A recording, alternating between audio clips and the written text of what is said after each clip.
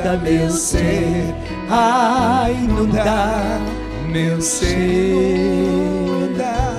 inunda meu ser, ah, inunda meu ser. Espírito Santo de Deus, inunda meu ser.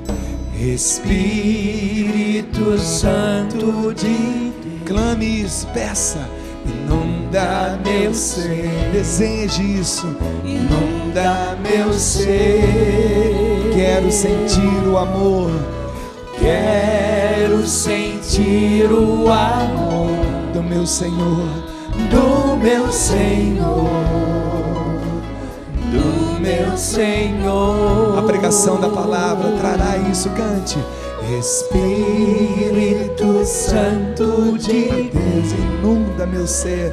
inunda meu ser, Como na casa de Cornélios. inunda A pregação meu da palavra ser. vai fazer isso em nosso meio. Prepare-se para isso. Quero sentir o amor do meu Senhor, do meu Senhor. Inunda meu ser, mais uma vez. Inunda meu ser. Ah, inunda meu ser, Pela tua palavra, Senhor. inunda meu ser, ah, inunda meu ser, Como na casa de Cornélio, Senhor. inunda meu ser, ah, inunda Durante a pregação, meu Senhor, ser. com a tua palavra aos meus ouvidos. Inunda meu ser, ah, inunda meu ser. No nome do Pai, do Filho e do Espírito Santo. Amém. A Luzia usou conosco. Então, se você quer pegar na sua Bíblia o Salmo 15, e usou especialmente o versículo 10 e 11. Salmo 15, versículos 10 e 11. Porque vós não me abandonareis, porque vós não abandonareis minha alma na habitação dos mortos, nem permitireis que vosso santo conheça a corrupção. Vós me ensinareis o caminho da vida, a abundância da alegria junto de vós e delícias eternas à vossa direita. E a gente volta ao versículo 10, porque vós não me abandonareis, porque vós não abandonareis minha alma na habitação dos mortos, nem permitireis que vosso santo conheça a corrupção. Acho que você sabe que São Pedro usa justamente esse Salmo 15 na sua primeira pregação depois de Pentecostes. Acabou o Pentecostes, aquele povo estava na maior murmuração, porque eles estavam vendo os apóstolos orando em línguas, e claro, eles estranharam aquilo, mas impressionante, aqueles que tinham coração aberto, aqueles que tinham boa vontade, receberam a graça da interpretação e começaram a dizer, mas eles estão falando nas nossas línguas. Não é que estão falando nas nossas línguas, nós os estamos entendendo nas nossas línguas. Nós os estamos entendendo nas nossas línguas.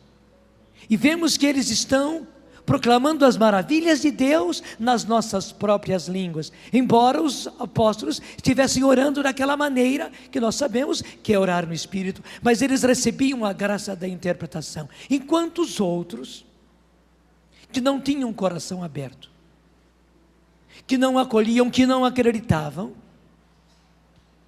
eles não tinham interpretação nenhuma, eles viam apenas os apóstolos orando daquela maneira e começaram a caçoar, começaram a zombar dizendo, estão todos bêbados, né? Que vergonha, 9 horas da manhã e já estão todos bêbados. Daí Pedro, até cheio de zelo, porque aquilo tocou a Pedro, eles estavam vivendo a coisa mais linda da vida deles, que era receber o derramamento do Espírito, e por isso o Espírito Santo imediatamente, preste bem atenção a isso, assim que o Espírito Santo desceu sobre eles, porque Jesus derramou o Espírito Santo sobre eles. Imediatamente os dons surgiram, e o primeiro dom que surgiu foi o dom de línguas. Portanto, para Pedro foi uma ofensa aquilo que eles estavam fazendo, dizendo que estavam bêbados. E você sabe que São Pedro era sanguíneo, e sanguíneo é assim, quer dizer, o sangue ferveu nas veias dele, e foi bom, porque entre a moção do Espírito e o sangue fervendo, Pedro foi com tudo, e claro, não foi sozinho, os outros apóstolos foram junto com ele, e Pedro começa a primeira pregação depois de Pentecostes, e começa por aí. Não, nós não estamos bêbados não, como alguns de vocês estão dizendo, pelo contrário, está isso no capítulo 2 dos Atos dos Apóstolos. Apenas não peço a você para ir pegar, porque senão você fica andando para cá e para lá na Bíblia, mas se você é esperto na Bíblia, pode ir ao capítulo 2, versículo 14, lá você vai encontrar, né, a primeira pregação de Pedro, que começa justamente em Atos 2, capítulo 14, eu diria inspirado pelo Espírito Santo, mas também com o sangue quente. Pedro então, pondo-se de pé em companhia dos 12, com voz forte, quer dizer, esse voz forte era do sangue quente que ele estava. Como diz os nordestinos, Pedro estava vexado, né? Então falou com voz forte: homens da Judeia, e vós todos que habitais em Jerusalém, seja-vos isto conhecido, e prestai atenção às minhas palavras. Esses homens não estão embriagados, como vós pensais, visto não ser ainda a hora terceira do dia. A hora terceira é 9 horas. Mas cumpre-se o que foi dito pelo profeta Joel, e daí ele começa a apresentar a profecia de Joel. Acontecerá nos últimos dias, é Deus quem fala: derramarei o meu espírito sobre todo ser vivo, profetizarão vossos filhos e vossas filhas, os vossos jovens terão visões, os vossos anciãos sonharão. Sobre os meus servos e as minhas servas derramarei naqueles dias o meu espírito, e eles profetizarão. Portanto, os dons do Espírito Santo, até ele diz: não estranhem. Vocês estão vendo apenas o dom de línguas, vocês vão ver muito mais. Vocês vão ver até mesmo, agora vocês estão vendo a gente. Vocês vão ver até os vossos escravos, cheios do Espírito Santo, e usados nos dons do Espírito Santo, e foi o que aconteceu realmente. Por exemplo, quando vai à casa de Cornélio, também os escravos de Cornélio, além dos soldados, que eram soldados romanos, portanto pagãos, os escravos que serviam na casa de Cornélio, todos eles, como diz a palavra, ficaram cheios do Espírito Santo, e começaram a orar em línguas, e começaram a profetizar. Mas depois de tirar a limpo com eles aquilo, dizendo: nós não estamos embriagados, não, nós recebemos o cumprimento da profecia de Joel, que é esta: derramarei, e derramar quer dizer derramar, derramarei o meu espírito sobre todo ser vivo, quer dizer, sobre todas as criaturas, sobre todos os homens, sem exceção, a não ser aqueles que não aceitam, que não acolhem, como alguns de vocês, que portanto estão achando que nós estamos bêbados. E vocês verão realmente os dons do Espírito acontecendo. Mas logo em seguida, Pedro começa a falar de Jesus. E quando chega no versículo 24, ele diz: mas Deus o ressuscitou dos mortos. Porque claro, Pedro falou para eles de maneira concreta, dizendo que vocês levaram Jesus à morte, vocês condenaram Jesus à morte, vocês mataram o autor da vida, vocês mataram, vocês não calculam aquilo que vocês fizeram, vocês mataram o autor da vida, mas Deus o ressuscitou. Versículo 24: rompendo os grilhões da morte, porque não era possível que ela o retivesse em seu poder. Pois dele, diz Davi, eu via sempre o Senhor perto de mim, pois ele está à minha direita, para que eu não seja abalado.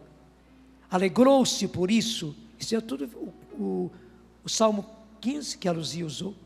Alegrou-se por isso o meu coração e a minha língua exultou. Sim, também a minha carne repousará na esperança, pois não deixarás a minha alma na região dos mortos, nem permitireis que o teu santo conheça a corrupção. Fizeste-me conhecer os caminhos da vida. Olha aí, Salmo 15. E me enchereis de alegria com a visão de vossa face. Foi esse salmo que Pedro usou já em Pentecostes. E daí você começa a ver essa união toda da Eucaristia com Pentecostes, de Pentecostes com Eucaristia. E a certeza que o Senhor dá a nós, não apenas Ele não permitiu que o corpo de Jesus visse, experimentasse a corrupção, mas aí que está, alimentando-nos com a Eucaristia, hoje, amanhã e depois, e depois, e depois, e depois. Jesus quer cumprir aquela sua promessa. Quem come a minha carne e bebe meu sangue, permanece em mim e eu nele, e eu o ressuscitarei no último dia, porque a minha carne é verdadeira comida e o meu sangue é verdadeira bebida. Então quem come a minha carne e bebe o meu sangue, permanece. E permanecer quer dizer permanecer. Permanece em mim e eu permaneço nele, e eu o ressuscitarei no último dia. Claro, nós não somos Jesus, por isso, quando morrermos, a nossa carne vai experimentar a corrupção, mas já temos a promessa de que assim como o Pai não permitiu que a carne de Jesus passasse pela corrupção, porque logo na manhã do domingo, o Espírito Santo já estava vindo, e quem veio foi o Espírito Santo. Isso está claro na carta aos Romanos, quando diz que Jesus estava ali morto, era um cadáver, e o Espírito Santo veio e ressuscitou aquele corpo morto. Portanto, aquele cadáver era um cadáver. Claro, nós falamos com todo respeito, mas que Jesus morreu, e se ele morreu e foi sepultado, o que estava ali sepultado era um cadáver. O Espírito de Jesus, como se diz, foi até a mansão dos mortos para anunciar toda a beleza da sua redenção. Mas naquele momento, o Espírito Santo vem e ressuscita Jesus dentre os mortos, e cumpre-se a profecia do Salmo 15.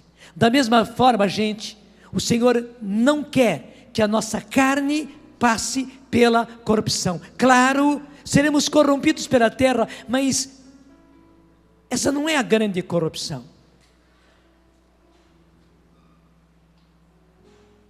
Um dia, quando o Senhor estiver vindo no esplendor da sua glória, nas nuvens do céu, aqueles que morreram em Cristo, e aí está o importante, ressuscitarão, e aqueles que estiverem vivos e vivendo em Cristo, nem precisarão morrer. Portanto, não ressuscitarão porque estão vivos, mas, explica São Paulo, serão transformados. Num abrir e fechar de olhos, num estalar de dedos, seremos transformados.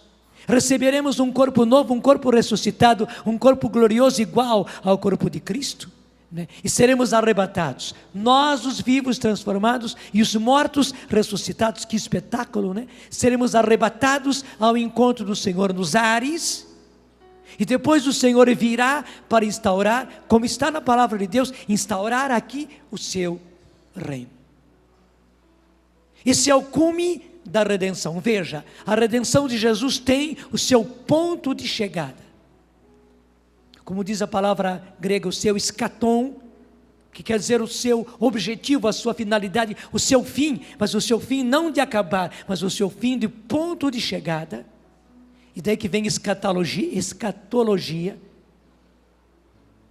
porque o fim, a meta, o ponto de chegada, o objetivo é esse. Toda a redenção de Jesus volta-se para isso, para a meta. É como alguém que atira a flecha, né? Lá está o alvo, e a pessoa mira bem no alvo, puxa e solta aquela flecha, para que a seta atinja o alvo. Realmente o alvo, a meta, onde temos que chegar e acertar lá, é justamente isso, é para lá que nós vamos. Mas desde já, o Senhor não quer que a nossa carne passe pela corrupção. E aí eu preciso entrar para um capítulo lindo, que fala de cheio, a respeito da Eucaristia, que é um milagre que deu a nós a festa de Corpus Christi, que foi agora quinta-feira. Estamos vivendo ainda em vários lugares. A festa de Corpus Christi é passada para o domingo, porque não é feriado naquela quinta-feira. Infelizmente, em vários lugares ainda acontece isso, no Brasil e fora do Brasil. Então, até mesmo a procissão com o Santíssimo e tal, acontece no domingo, onde as pessoas estão livres e podem fazer tudo aquilo que é justo fazer na festa de Corpus Christi. Mas então, o que estava acontecendo? Lá no começo do segundo milênio, portanto, quando completou-se 1000 anos, aí pelo ano 1100, e entrando para o ano 1200, portanto, estamos no começo do segundo milênio, surgiu uma heresia terrível na igreja, a heresia dos cátaros. Cátaros quer dizer os puros. Eles buscavam uma grande pureza, somente que o buscar uma grande pureza estava baseado numa ideia falsa, num erro teológico, um erro total, onde eles diziam que o mundo material, este mundo onde nós estamos, foi criado por Satanás, portanto era coisa do diabo. Todo este mundo era coisa do diabo. Claro, nunca a igreja pensou assim, nunca, a igreja não, mas justamente esse grupo, os cátaros, começaram a pensar e falar e pregar assim, a buscar uma grande pureza, e até por isso justamente as pessoas se impressionavam, porque eles buscavam uma grande pureza, uma grande castidade, e até a doutrina deles era que todo mundo fosse casto. E por que isso? E aí está o fundamento que era errado, porque eles diziam que esse mundo era a criação de Satanás, criação do demônio, coisa do diabo, e que portanto pessoa alguma podia se meter nas coisas desse mundo, e nas coisas terrenas, nas coisas materiais. Até diziam, tudo que é matéria é coisa abjeta, é coisa do diabo. Repito, isso nunca foi da igreja, foi deste grupo, os cátaros. Então diziam eles, temos que desprezar totalmente, e ali começaram a pregar um desprezo ao corpo, porque o corpo é uma coisa material, não só a sexualidade, os órgãos da sexualidade, mas o corpo, e dizendo mesmo que o corpo era coisa do diabo, que as pessoas deviam tornar-se cada vez mais puras, cada vez mais espirituais, e desprezar o corpo, até mesmo fazer com que o corpo se arrebentasse, se estragasse, libertar-se desse corpo. O ideal era libertar-se do corpo.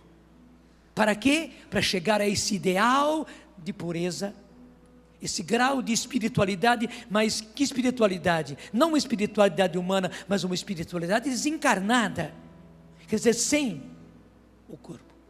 E daí começaram a entrar em coisas teológicas, e dizendo que na verdade Jesus não assumiu um corpo, eles que inventaram isso. Aí está a heresia, porque Jesus não podia ter assumido um corpo, porque o corpo é uma coisa do diabo, o corpo é uma coisa ruim, o corpo é uma coisa desprezível, portanto era apenas a aparência de um corpo e não um corpo.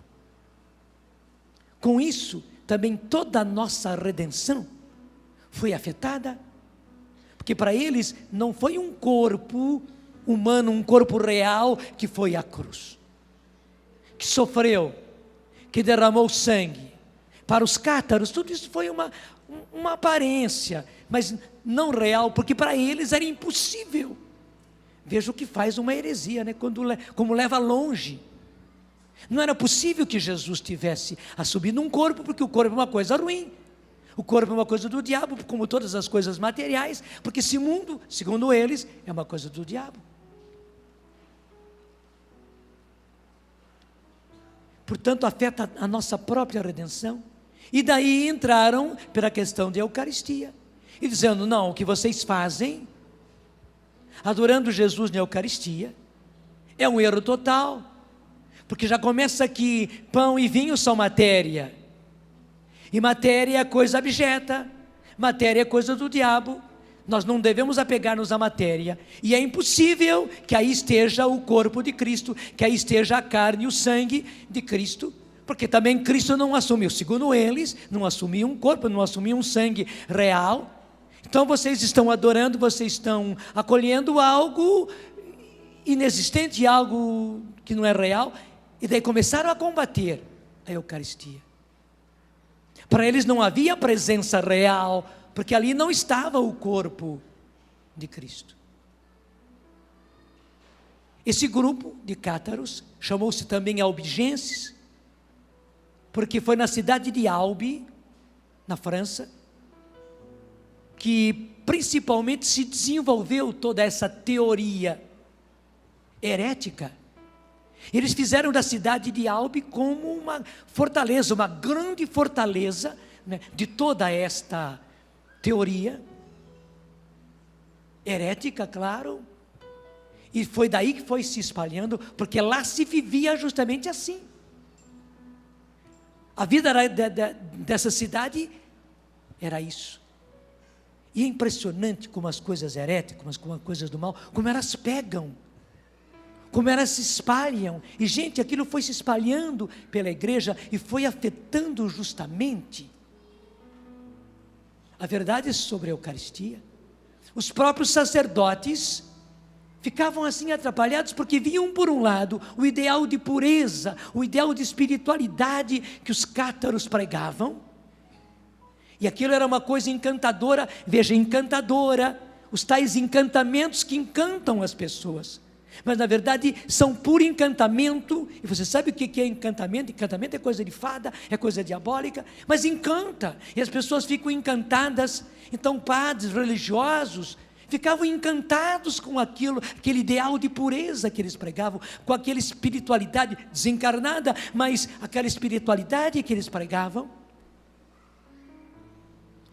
E com isso ficavam questionados sobre as verdades da fé, especialmente a verdade da Eucaristia. Se é assim, o que nós fazemos com a celebração, o que nós fazemos na adoração, crendo na presença real de Jesus na Eucaristia, é uma bobagem, até uma coisa errada o que nós estamos fazendo. E veja, isso é como um vírus que vai pegando e vai passando a doença, como certas doenças contagiosas vai passando. E eu digo mesmo, porque é real, vários e vários padres ficaram com essa dúvida, com esse questionamento, e vários deles começaram a deixar de celebrar, ou celebravam questionados, com grandes dúvidas. E já a questão de conservar o Santíssimo, a questão de adorar o Santíssimo Sacramento, tudo isso ficou atrapalhado. Entre eles, o padre Pedro de Praga, que é com quem acontece o milagre da Eucaristia, do qual eu vou falar já já. Mas interessante, o Papa estava muito a par disso tudo, e o Papa naquele tempo era Urbano IV.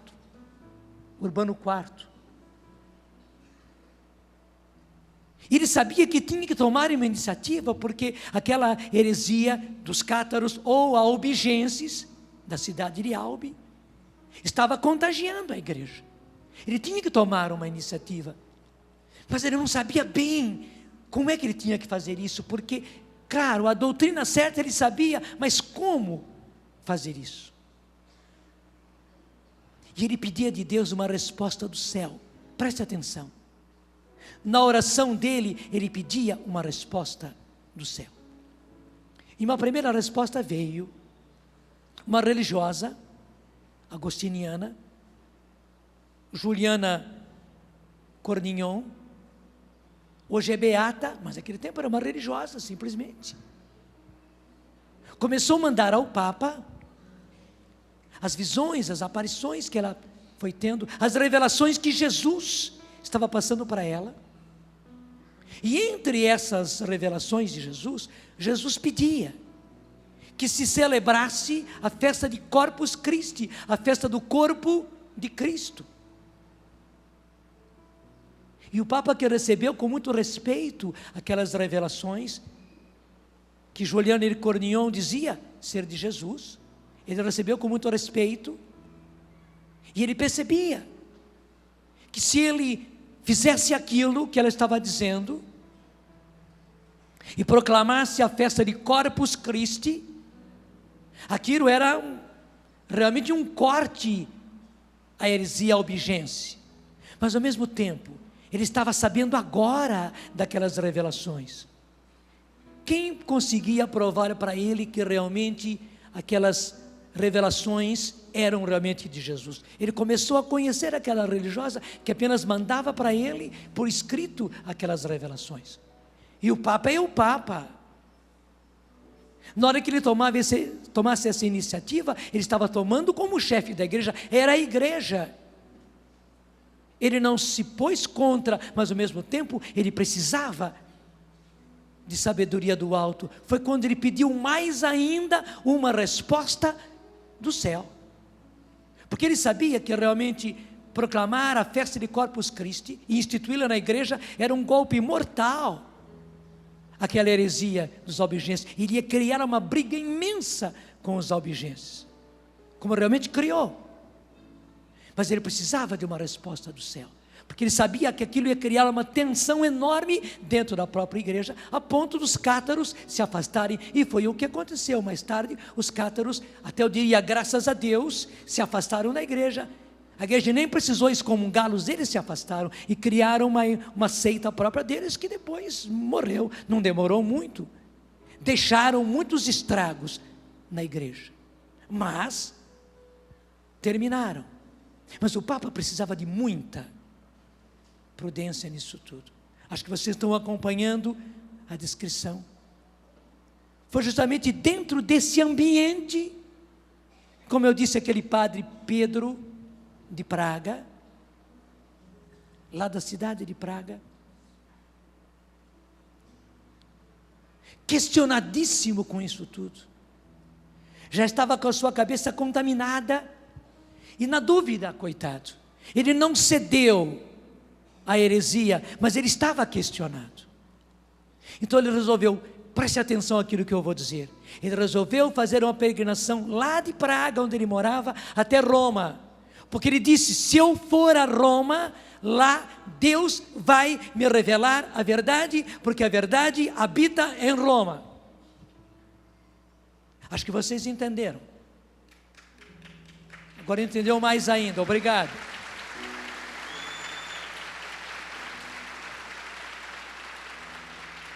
Porque a verdade habita em Roma, a verdade está em Roma. Aqui eu estou questionadíssimo, e a minha cabeça está a mil. Mas eu vou a Roma, e fez uma peregrinação, e peregrinação naqueles tempos era a pé. Porque ele dizia: se eu chegar até Roma, não é que ele fosse falar com o Papa, ele bem sabia e nem pretendia falar com o Papa, mas lá em Roma, Deus vai colocar na minha mente e no meu coração a verdade, porque a verdade está em Roma, porque a verdade está em Roma. E na verdade estava, porque o Papa estava pedindo um sinal do céu, uma resposta do céu. E quando justamente esse padre Pedro, lá de Praga, da cidade de Praga, estava chegando a Bolsena, que era esta cidade, ele chegou pela tardezinha, Então hospedou-se ali, para no dia seguinte, bem cedinho, retomar a viagem, porque daí, naquele dia mesmo, ele chegaria em Roma. Não é longe, Bolsena não é longe de Roma. Ele chegaria naquele mesmo dia em Roma. Então ele se propõe logo de cedinho celebrar a missa. Ele não deixou de celebrar a missa, mas ele fez uma oração ardente ao Senhor, que tirasse aquelas dúvidas da cabeça dele. Ele disse: eu estou para chegar em Roma, Senhor, tira da minha mente e do meu coração todos esses questionamentos, que eu conheça a verdade sobre a Eucaristia. Foi essa a oração dele naquela noite. Dormiu. Na manhã seguinte, quando ele foi rezar a missa, quando chegou a hora da consagração, ele disse as palavras da consagração sobre o pão, sobre a hóstia. Logo depois que ele disse: isto é o meu corpo, que será entregue por vós, em latim, porque naquele tempo era em latim, e elevou a hóstia, como se faz ainda hoje na consagração. Aquela hóstia começou a sangrar, começaram a cair gotas grandes, gotas fortes de sangue ali. Ele olhando para a hóstia e olhando para as gotas de sangue caindo, ele abaixou logo. Ele não sabia o que fazer, porque as gotas foram caindo como se alguém tivesse ferido aquela hóstia.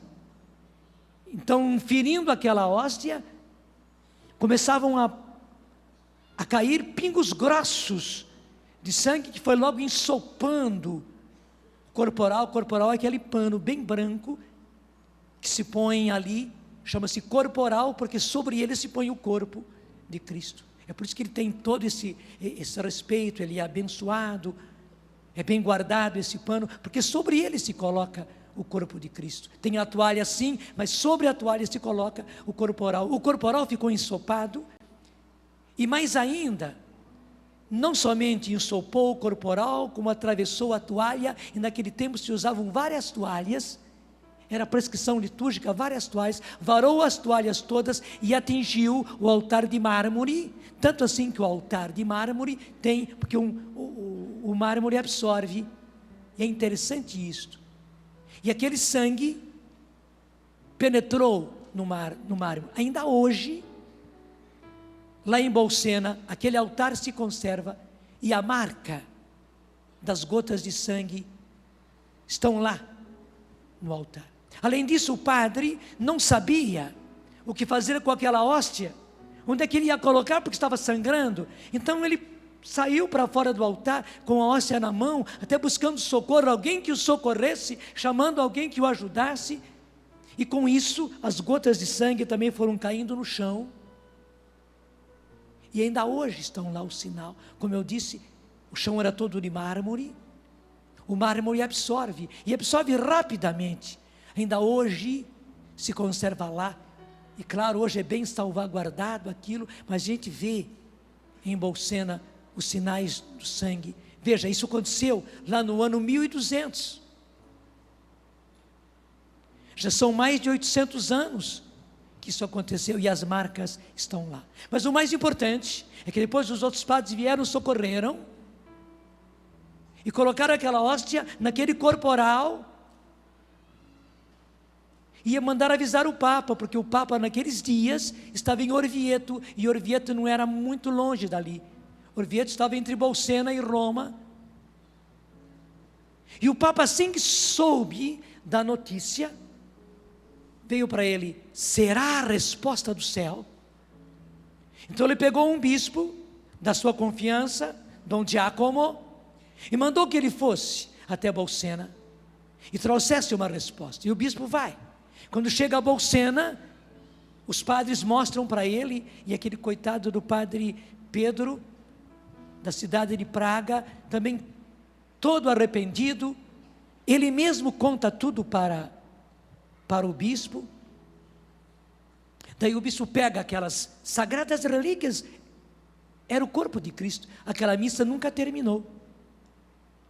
Nunca terminou, porque o padre Pedro não fez a consagração do sangue depois. Pelo contrário, o sangue saiu da própria hóstia. O vinho, obrigado.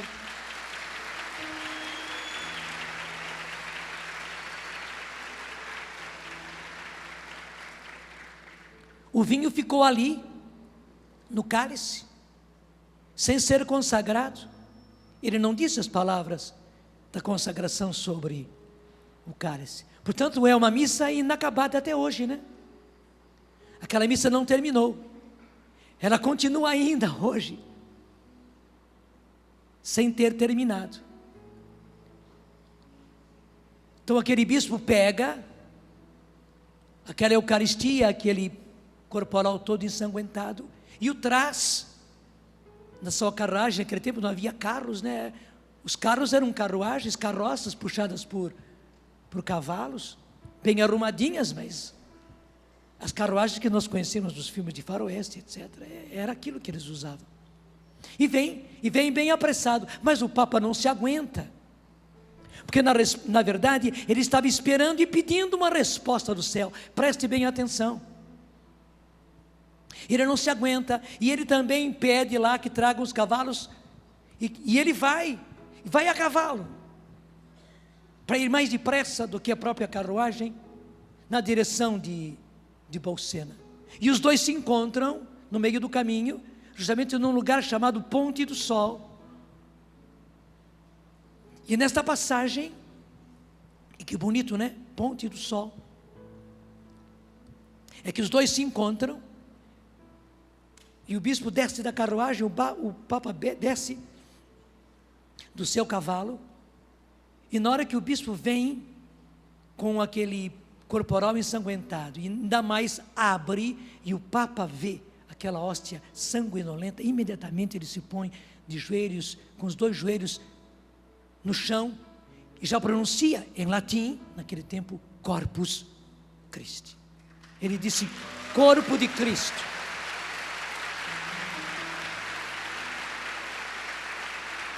Era a resposta do céu para ele.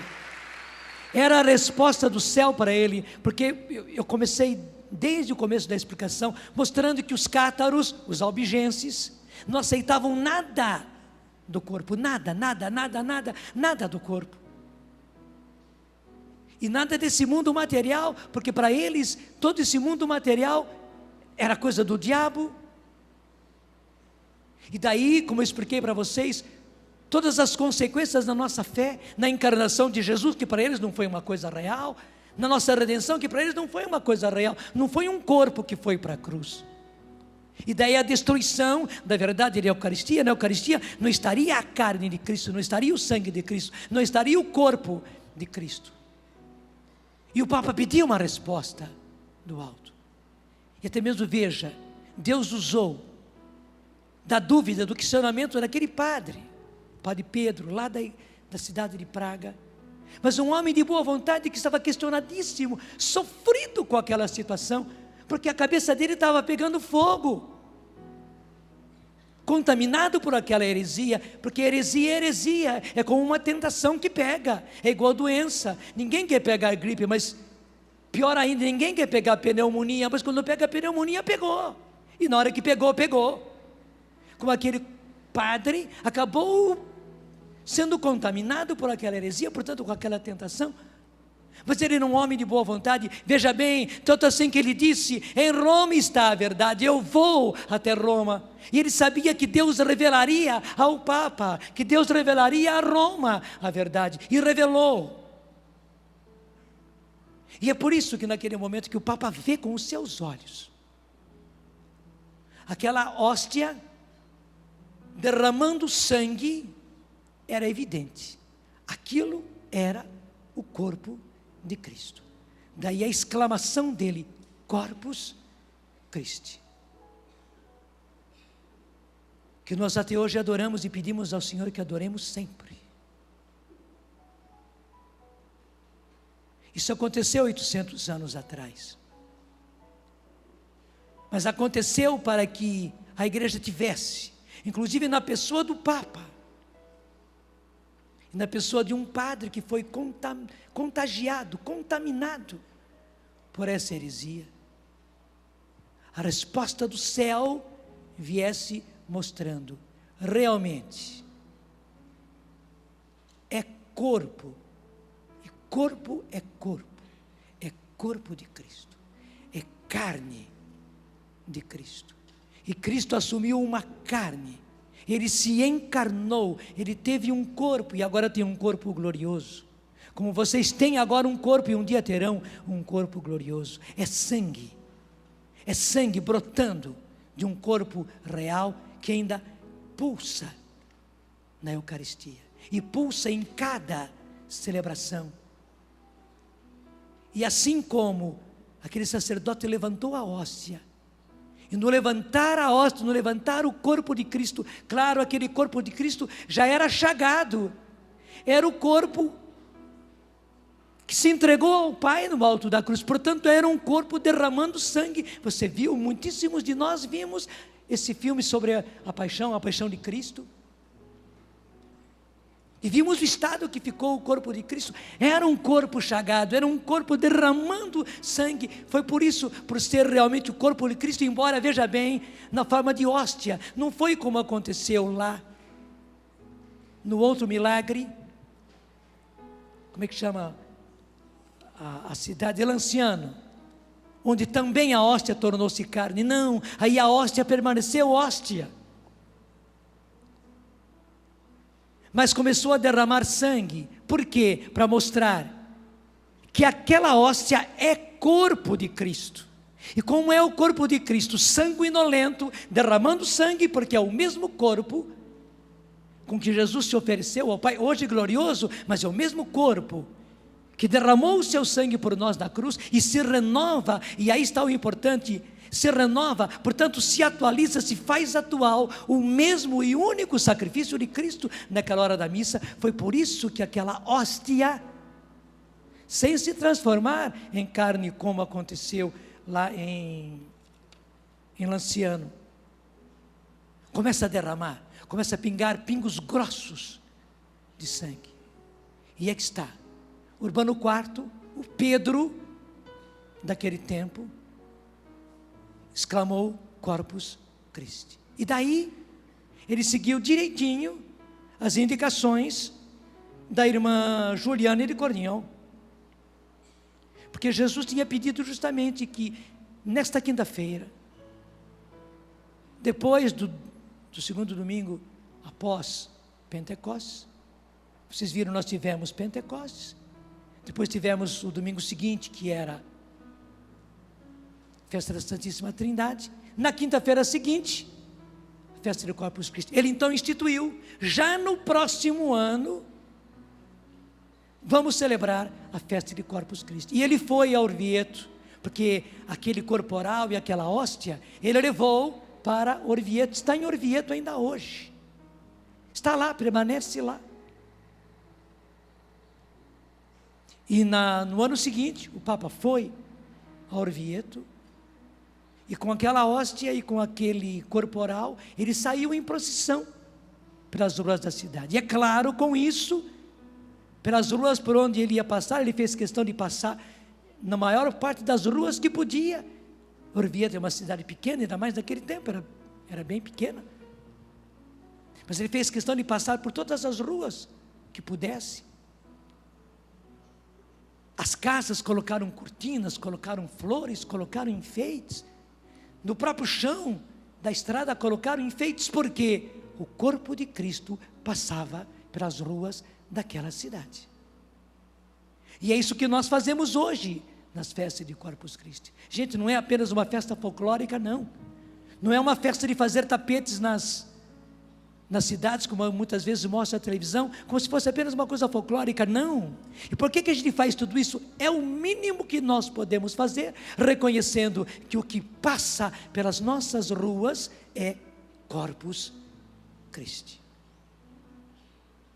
E daí entra uma coisa importantíssima para nós, o oposto daquilo que pregavam os cátaros. Não é aquela pureza deles de desprezar o corpo, não. Justamente porque Cristo assumiu um corpo e foi com esse corpo até a cruz. E na Eucaristia o que está é o corpo de Cristo, claro, com o sangue de Cristo. E o que nós recebemos é o corpo de Cristo. Agora deixa eu dizer, caramba, se a gente recebe o corpo de Cristo na comunhão, na Eucaristia, que respeito nós devemos ter com o nosso corpo? Verdade ou não é? Verdade ou não é?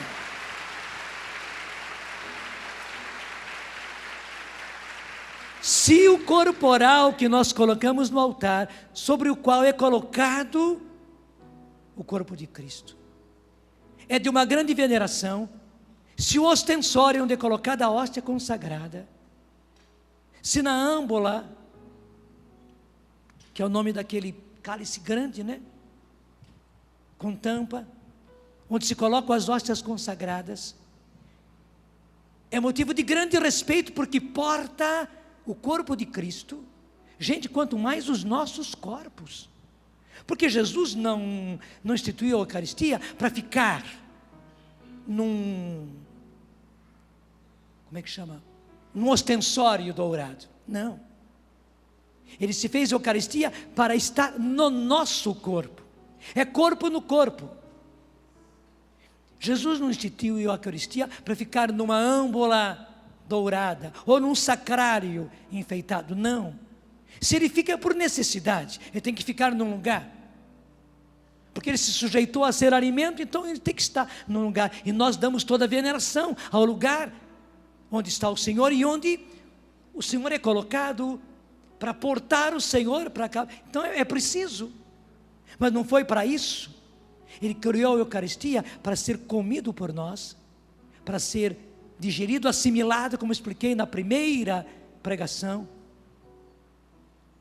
e assim ele se fazer carne da nossa carne. E eu explicava bem que assim como o alimento que nós tomamos é assimilado e se torna carne da nossa carne, e o nosso corpo se conserva por causa do alimento que nós comemos, igualmente é isso que Jesus quer. Ele é o alimento, e não é só da nossa alma. Sim, Ele é alimento da nossa alma, do nosso espírito, mas alimento também do nosso corpo. O nosso corpo assimila, e muito mais a nossa alma assimila a pessoa de Jesus. Mas é o corpo, hoje corpo ressuscitado, mas é o corpo de Cristo que é assimilado em nós. Por isso eu repito, meu Deus do céu, nem digo mais caramba, digo meu Deus do céu, que respeito precisamos ter com o nosso corpo. Uma passagem dura de São Paulo, vai comigo, lá na primeira carta aos Coríntios, capítulo 6, versículo 13. Primeira carta aos Coríntios, capítulo 6,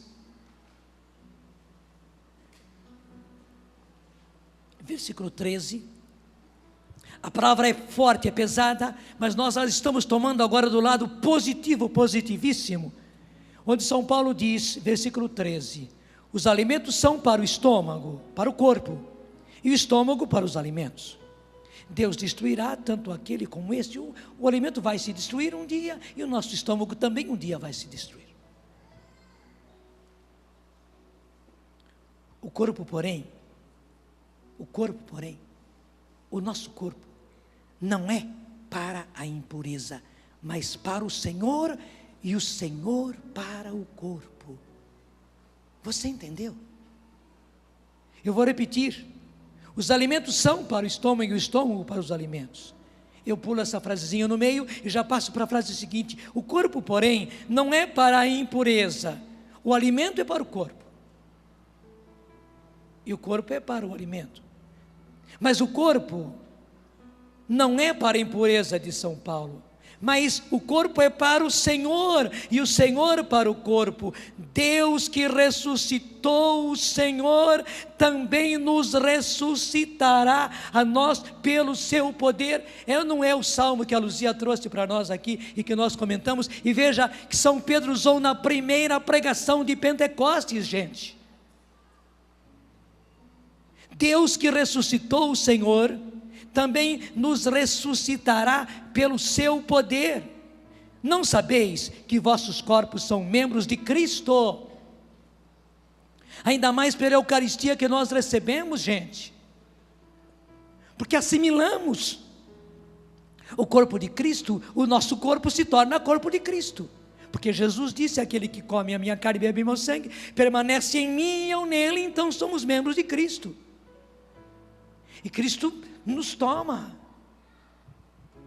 Não sabeis que os vossos corpos, versículo 15, são membros de Cristo? Tomarei então os membros de Cristo e os farei membros de prostituta? Eu os farei membros de prostituição? De modo algum. Ou não sabeis que o que se ajunta a uma prostituta se torna um só corpo com ela? A mulher que se junta a um prostituto forma um só corpo com ele, um corpo de prostituição, de São Paulo. Está escrito: os dois serão uma só carne. Pelo contrário, quem se une ao Senhor, e aí vem o lindo, torna-se com Ele um só espírito. Versículo 17, pelo contrário, quem se une ao Senhor, torna-se com Ele um só espírito. Fugir da fornicação. Qualquer outro pecado que o homem comete é fora do corpo, mas o impuro peca contra o seu próprio corpo. O impuro peca contra o seu próprio corpo. Ou não sabeis que o vosso corpo é templo do Espírito Santo, que habita em vós, o qual recebestes de Deus, e que por isso mesmo já não vos pertenceis? E agora vem muito lindo: porque fostes comprados por um grande preço. Glorificai, pois, a Deus no vosso corpo. Gente, repete comigo: glorificai, pois, a Deus no vosso corpo. Em outras palavras, glorificai a Deus com o vosso corpo, que o vosso corpo seja glória para Deus. É isto, bem ao contrário daquilo que pensavam e diziam os cátaros. É por outro motivo, justamente porque Cristo tomou carne e foi carne, Ele assumiu um corpo, Ele se encarnou e foi com esse corpo até a cruz e disse: isto é o meu corpo, este é o cálice do meu sangue, e nós o recebemos na comunhão. É por isso que o nosso corpo precisa ser santo.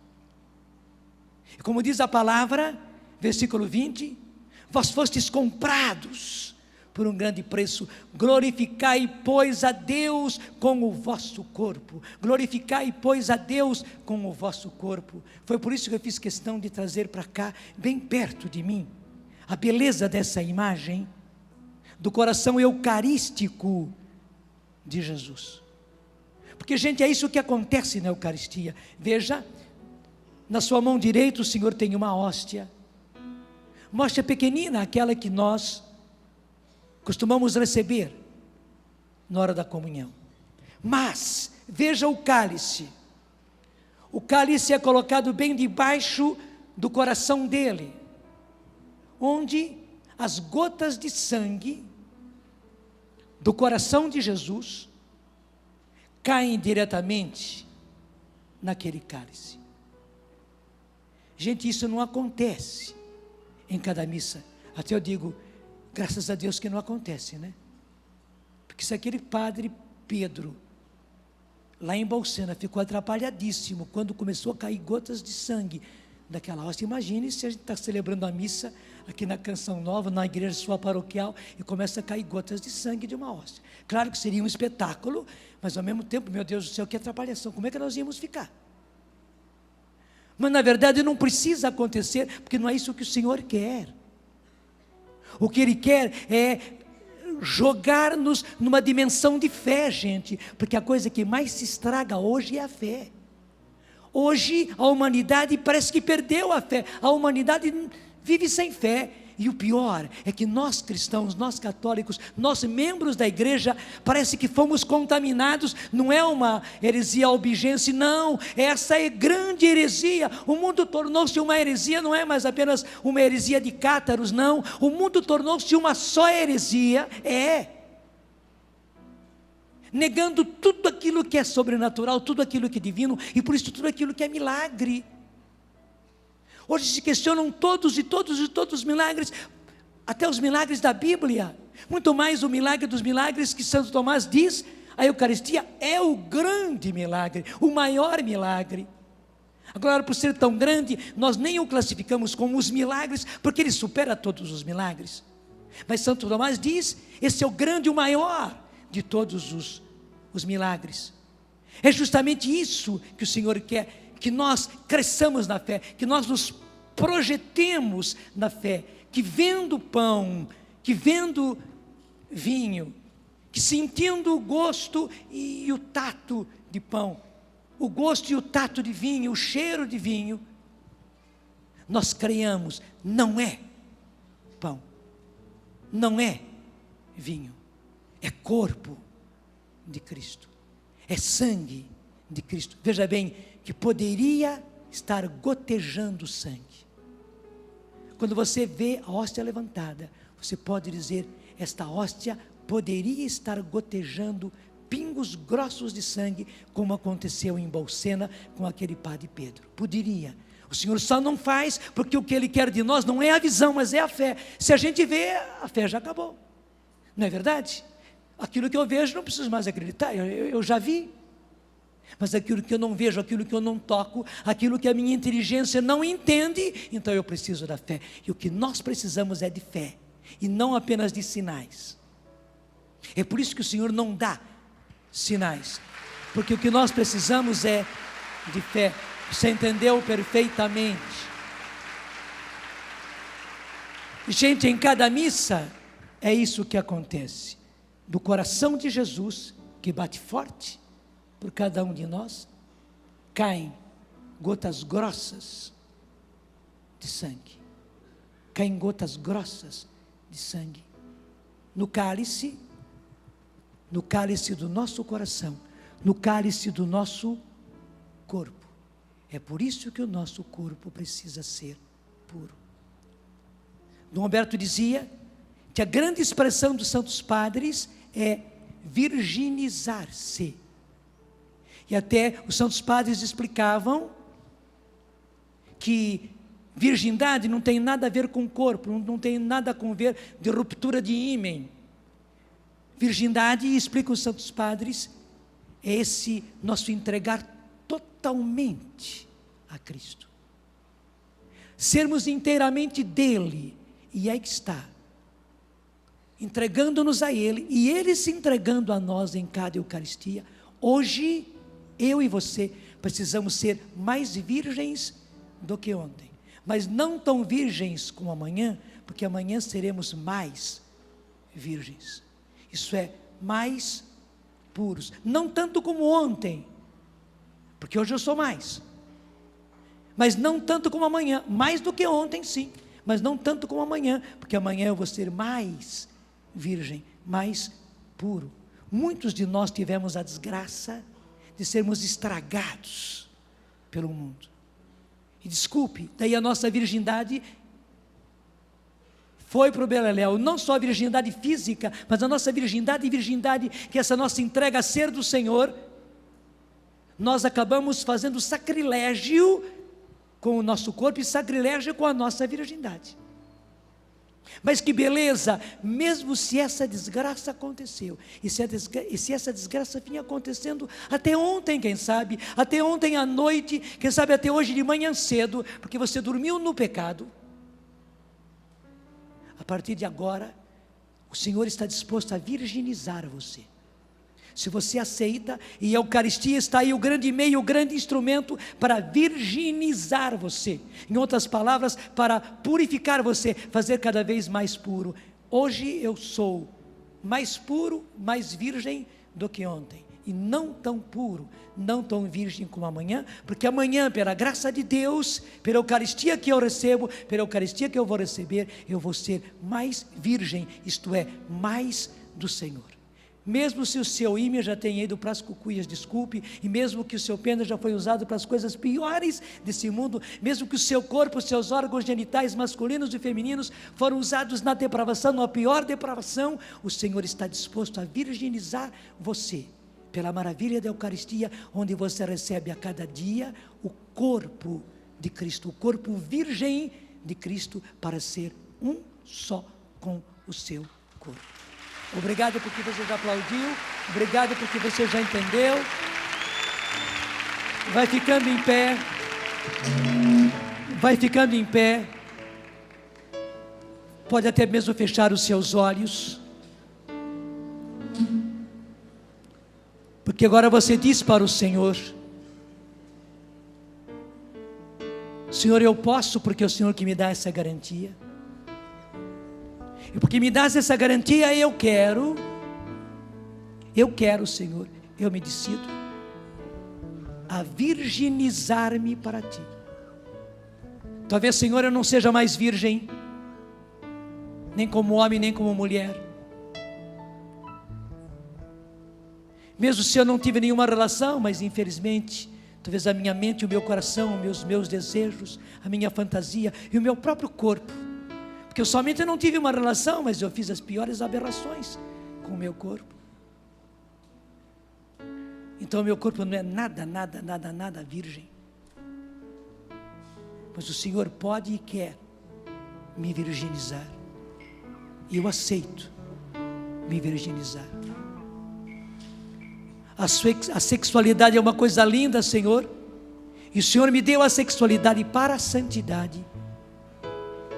Mas infelizmente o mundo a quer para a depravação. E a tem feito para a minha depravação e para a depravação do mundo. Mas hoje eu entendi o que o Senhor me diz. Meu filho, minha filha, eu posso te virginizar. E quero te virginizar. Se queres também, se aceitas, eu começo este processo.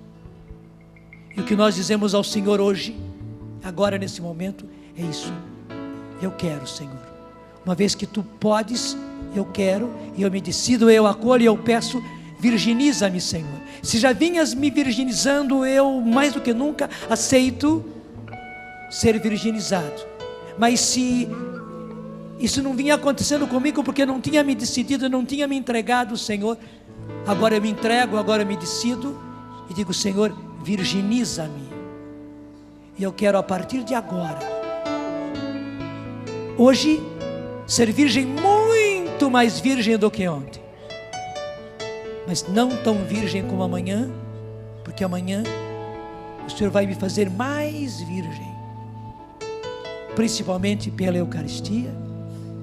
E depois de amanhã, e depois de amanhã, e depois de amanhã, por um lado eu vou vivendo um PHN de deixar a impureza cada vez mais para longe, para deixar a depravação no campo sexual cada vez mais para longe, e ao mesmo tempo um sim constante à virgindade. Sim, eu quero ser mais virgem do que ontem, mais puro, mais pura do que ontem, mas não tanto como amanhã, porque amanhã, graças a Deus, eu serei mais, no nome do Pai, do Filho e do Espírito Santo.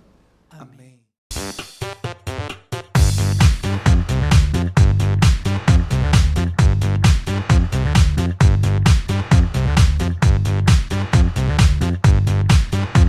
CançãoNovaPlay.com. Assine já!